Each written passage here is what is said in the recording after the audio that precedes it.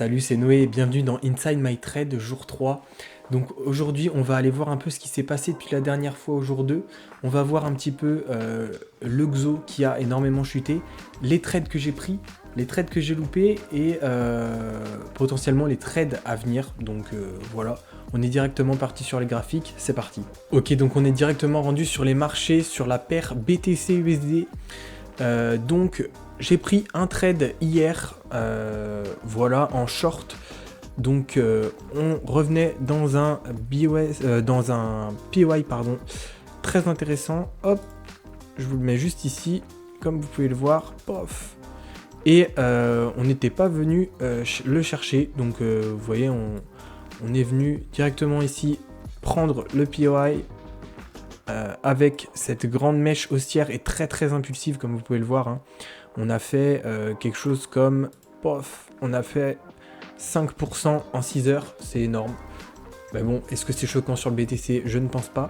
On venait prendre une trendline ici avec beaucoup de liquidité et du coup on revenait dans ce PY qui était plutôt intéressant et aussi on avait cette mince, excusez-moi, j'enlève juste la petite alerte. On avait aussi cette jolie liquidité, vous voyez, juste ici, toc, à venir prendre. Et donc, je suis rentré comme ceci, en short, avec un SL juste au-dessus, au cas où si ça revenait plus haut dans le PY ou combler, vous voyez là, toute la partie où ça a été très impulsif pour mitigate un peu tout ça. Et du coup, on est redescendu. J'avais mon TP un peu plus bas, mais je suis sorti ici parce que fallait que j'aille dormir, hein, vous voyez, c'était déjà minuit 30, donc j'ai préféré aller dormir et prendre mes gains. Donc sur ce trade, j'ai pris quelque chose comme 1%, parce que j'avais un risque un petit peu plus faible que 1%, vous voyez, du coup, puisqu'il y a 1,61 R. J'avais dû prendre quelque chose comme 0,75 de risque.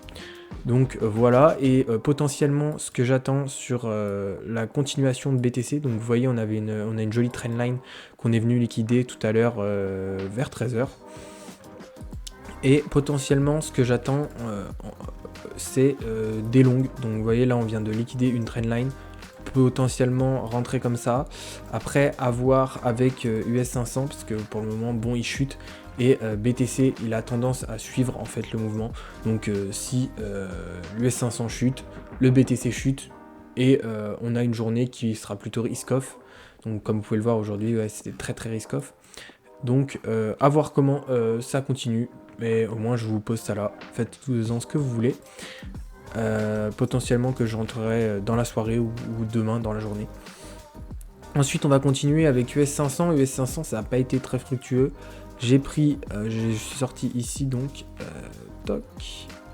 Je suis sorti, j'ai pris deux positions du coup sur US 500. Je suis sorti ici dans un premier temps sur un short US 500 pour potentiellement un retracement, puisque on est quand même, hop, surévalué, hein. Je pense que vous l'avez vu, j'ai pas besoin de vous montrer. Toc, hop, et du coup j'ai pris ce short ici. Où je suis sorti à quelque chose comme 0,1% de perte, parce que j'avais pris 0,05 déjà sur le trade, et je suis sorti manuellement ici puisque je savais que le prix allait remonter. Ça n'a pas fait du tout le mouvement que je voulais. Et j'en ai pris un deuxième, donc plus haut, une fois que le mouvement s'était un petit peu calmé, c'était un petit peu essoufflé. Et donc je suis rentré ici, hop, juste là, là-dedans, avant qu'on vienne faire les trendlines, que j'ai remarqué après du coup. Et du coup je suis sorti BE, donc je suis sorti ici, toc, vraiment à BE directement.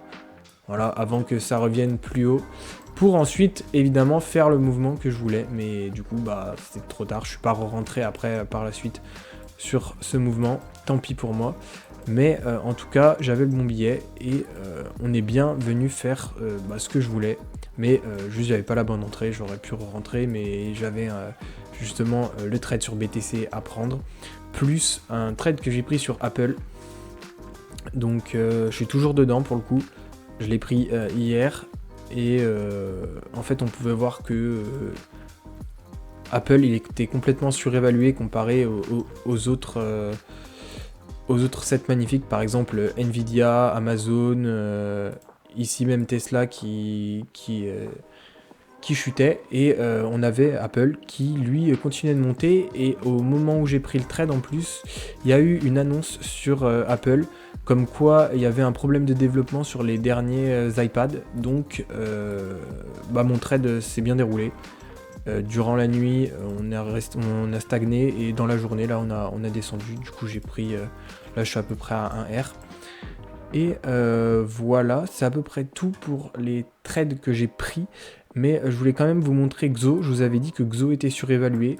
Et comme attendu, on a bien eu une chute assez violente, disons-le. Hop, on a perdu 8%, il me semble, si je dis pas de bêtises. On a perdu 8,5% au plus bas. Et là, on est à moins 7% depuis les derniers plus bas. Donc, qu'est-ce qu'on pourrait attendre sur Xo? Potentiellement, peut-être un retracement. Hop, quelque chose comme ça, vous voyez, histoire de venir un petit peu prendre de la liquidité, potentiellement un inducement à ce niveau-là. Paf. Donc, un inducement, c'est une prise de liquidité des gens qui se positionnent comme ça, vous voyez, hop. Voilà, on vient les prendre, on vient prendre tous ces stops avant de continuer des baisses. Potentiellement, ouais, un retracement un peu plus profond sur Xo avant de repartir sur des shorts, parce qu'on est quand même toujours surévalué. C'est pas parce qu'on a perdu 8% qu'on n'est plus surévalué, mais c'est déjà bien, c'est déjà un bon début. Potentiellement, ouais, prendre des shorts ou des longues si on arrive à ce niveau-là. Voilà. Et après, j'ai loupé un trade, donc sur EURUSD. Pour finir, et ce trade en fait je l'ai pas pris parce que je taffais malheureusement, mais c'était le plus beau trade de la semaine, je pense, honnêtement. Dommage que je l'ai pas pris. Il y a un de mes amis à moi avec qui je trade qui l'a pris. Hop, on revenait dans un PY ici, on avait une très très belle trendline, et du coup ce PY en fait il s'est transformé en une liquidité. Hop, une liquidité, un inducement, toc, qu'on est venu prendre avant de faire des plus bas. Et je voulais rentrer, je suis pas rentré pardon, mais je voulais rentrer sur, hop, on va aller en 1 minute pour que vous puissiez bien voir sur quoi je voulais rentrer. Hop, sur ce BOS qui est juste ici, pof, juste ici. Donc je serais rentré quelque part par là, et voilà. Et on avait comme target c'est equal low juste ici. Et en plus ça allait avec le fondamental. Le fondamental c'est quoi? C'est qu'en fait on a un USD qui est plus ou moins puissant ces derniers temps, et un euro qui est en fait assez affaibli en partie à cause de la France et le gouvernement français, avec toutes les incertitudes qu'il y a autour du Premier ministre, du gouvernement français, etc. Donc l'euro a tendance à se déprécier ces derniers temps, hein, comme on peut le voir juste ici. Toc, si je vous mets le graphique. Voilà, tac, il a tendance à se déprécier, même si on avait quand même eu une sacrée hausse. Hein. Donc voilà, c'est à peu près tout pour aujourd'hui. On se retrouve pour le jour 4. Je sais pas quand je vais le faire, mais sûrement vendredi.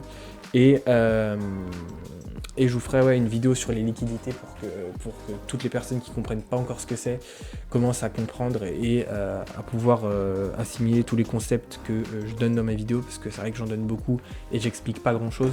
Donc voilà, les prochaines vidéos seront dédiées à des explications plutôt, et bien évidemment je continuerai à faire les vidéos journalières où je présente mes trades. Voilà, merci, abonnez-vous et bonne soirée.